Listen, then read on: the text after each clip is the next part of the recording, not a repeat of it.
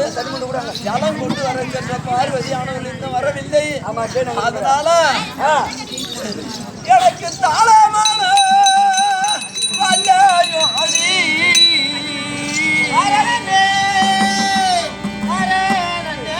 தையாளந்தன் கெங்கையாளு தையாளந்தன் கெங்கையாளு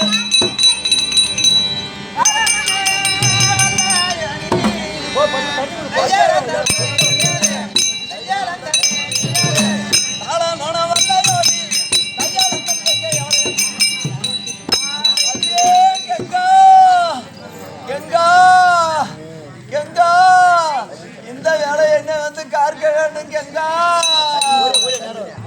தண்ணி தண்ணி திரியுதோடி